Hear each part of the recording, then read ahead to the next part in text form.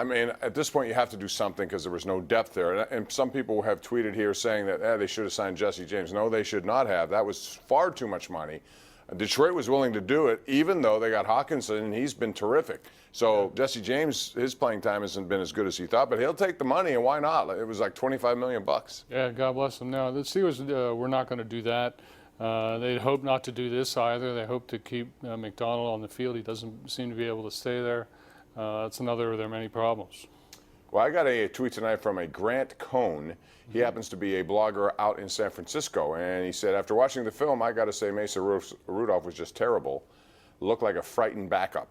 To which I replied, you know, he's a rookie. He was a frightened backup. So. But I don't think he's frightened. I think he had two touchdown passes, and one of them was right on the money in a very small window to Juju Smith-Schuster. And the other one, he located that Johnson was open, put it right there. I mean, where did you see fright? That's a good defense he's going against. In his first NFL game, the guy made it sound like he was just totally scared and couldn't produce anything. He did produce points. Well, no, I discount that tweet. And I would point out also that Mason Rudolph threw for more touchdowns and more yards than Ben Roethlisberger did in his first start. But, you know, be that as it may, that's the phrase I'm looking for, Bob. You know, he did look like he was rushing things at times, and he looked like he was looking in the wrong place at times. And he did throw a bad ball that Quan Williams intercepted. But as I said, overall, I thought he was okay. I think our own Ray Fittipaldo on his widely read report card gave him a C. I think that's a gentleman's C. For a first game, especially there, in a must-win, that's not too bad. No, I didn't think he was frightened. No. All right, let's go to Rick and Elizabeth kicking us off tonight. Hey, Rick, how are you? Good. How you guys doing? We're good. Thanks. Hey, what I wanted to address was the running back position and James Conner. Going back to last year, at the end of last year, this was the second fumble in a critical situation, and you know he's not able to hold on to the ball. And there's also, you know, he gets nicked up, injuries. I think the running back position is a problem. Wanted to see what you guys thought. Well, I think the numbers indicate it is so far. I would argue, too, that they haven't necessarily committed to it the way I would like them to. If I was to feature that run and try to, you know, fortify it by more and more repetition as the game goes on. But, Gene, I think James Conner is just maybe a little, maybe too psychologically thinking about protecting the ball, and I think it's affecting his entire style of running. I still think he can get the job done, and I haven't necessarily myself lost confidence in him, other than he just needs to be back to what he was during the middle part of last year when he turned into a Pro Bowl running back. Yeah, I mean he's an excellent talent, James Conner, but you know you can't fumble, and his fumbles have really been costly. They cost him a game at Cleveland last year, cost him a game at Denver, cost him a game last week at San Francisco. You won't be a starting running back in the NFL for very long if that's what you're going to do. I'd like to see Jalen Samuels worked in. He did not get a touch in that game. I thought that was very strange. But, you know, I don't think it's so much the running back position as it is the, you know, the offensive coaches. The Steelers obviously have no interest in running the ball. Yeah, but they should. They especially should, yesterday, but they don't. Or last week. The Steelers consider a pass to either side of the field just like a run. To them, that's their running game. Well, it didn't work that way either. No, I'm not saying it was working, Bob. Al in Robinson Township is on the line right now. What's up, Al? All right, hey, Bob, now don't cut me off like Ron Cook does. I never get to make my point. I get cut off. But you only get so much time, Al. I got to watch the clock. Right. You have 2 timeouts left. Here's what I want to say to you. I don't know where you guys get that Pittsburgh has one of the top 5 offensive lines in football. The national media don't think so. Second of all, and you're guilty of it too, Bob, which I respect you. You keep saying that Tomlin has a winning record. Bob, with 8 All-Pro guys, aren't you supposed to win? Yes. Yeah, there's no question they have underachieved as a coaching staff right now throughout the course of this year. No question. Bob, 1 playoff win in 7 years. No one should be guaranteed a lifetime job for coaching. And he's not. Vince Lombardi left, the greatest coach ever left. I think Tomlin's a very good coach. I think it's time for him to move on. He can get a job. He's stale in Pittsburgh. He'll never win another championship. Thanks you, Al. Gene, what is your take on that?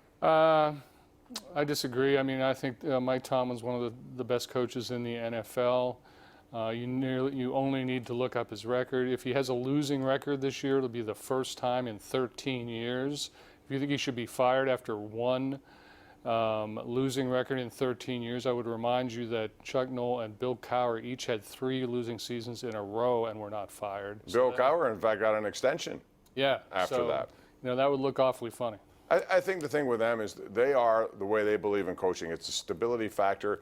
Listen, I understand it's not been the same. And 7-2-1, there's no excuse for not making the playoffs last year as they did. But there were a lot of things that were working into that. This year, I don't think the coaching has been very good top to bottom at all. But I don't think anything has been very good. And I think this is a season a lot of people thought they could win a division, including me. I didn't think the Browns were going to be all that good. I think this division, if you look at it, collectively is 3-9 right now. There's a lot of football left. That's why, for those who are saying they're done, okay, fine. I understand 0-3 and the analytics that come with that. However, they have Cincinnati coming up. They have Baltimore coming up. They're not stopped trying. They're making trades. If they win those 2 games, all of a sudden things look a little different. And you're only 5 games into a 17-week season or 16-game schedule. So I would be patient that way, but I know a lot of people want to rush to a judgment. I get it. That's the way it is today. Let's go to Frank in Mount Pleasant. Hey, Frank.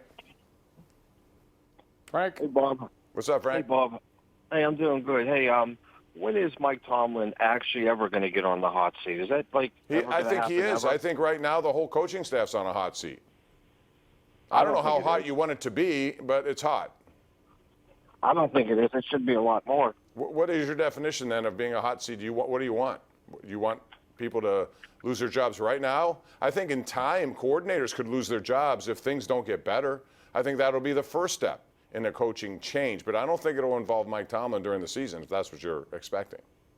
It's always somebody else's fault, not his though. Todd Haley got blamed.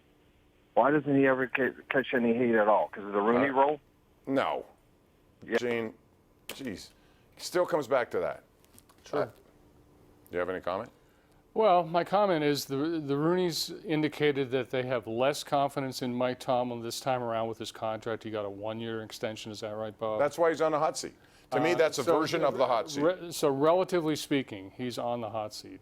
But this is Pittsburgh, and you know, we don't tend to panic about coaches around here. I mean, I'd like you to show me the NFL coach who in the span of 2 years could withstand the loss of Le'Veon Bell, Antonio Brown, and Ryan Shazier. I mean, that's a different football team. It totally is, and it affected all 3 now. They haven't adequately replaced Shazier yet.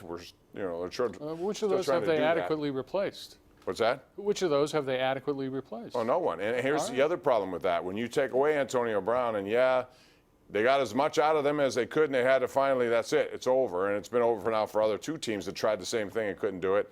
When he's gone, and he's gone, there is no double team on Juju Smith-Schuster right now, generally. Here and there, maybe, but overall, no. What that means is there's a guy left. That guy who's normally a double team in AB has someplace else to go. In most cases, he goes to the box. And that makes it harder on the run game. I challenge you to look at some of the game tape. You will see that the run game offensive line is not doing its job either.